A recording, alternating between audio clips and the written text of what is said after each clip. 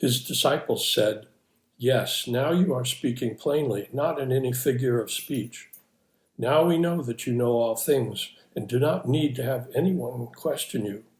By this we believe that you came from God." Jesus answered them, "Do you now believe? The hour is coming, indeed it has come, when you will be scattered each one to his home, and you will leave me alone. Yet I am not alone, because the Father is with me. I have said this to you so that in me you may have peace. In the world you face persecution, but take courage, I have conquered the world." John 16:29-33.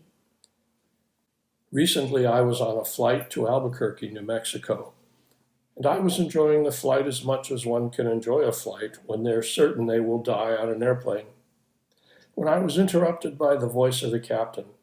I know it was the captain because he said, "Folks, captain speaking here. I'm going to ask the flight attendants to suspend our beverage service and ask you to return to your seats and fasten your seatbelts because we're about to hit a little chop. It may get a little choppy." Choppy. I've heard that word before. It's never good news. Choppy is captain speak for we're about to be shaken like a snow globe in the hands of an angry toddler. Choppy means I'm about to face my mortality again, while wedged between two strangers. Choppy means I'm about to make a lot of promises to God about what I'll do if we land safely, none of which I intend to keep. The captain was telling us matter-of-factly, "Hold on, prepare yourselves, turbulence is coming." This should be familiar territory for us.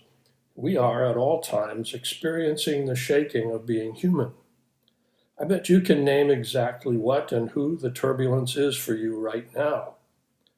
As Jesus readies his students for his physical absence, he says to them and to us, "In this world you will have trouble." In other words, hold on, prepare yourself, turbulence is coming.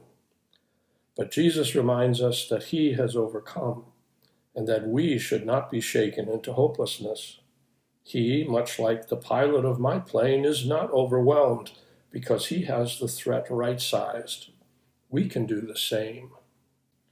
The question isn't whether we will be placed in storms, but rather how much of the turbulence we will allow to be placed within us.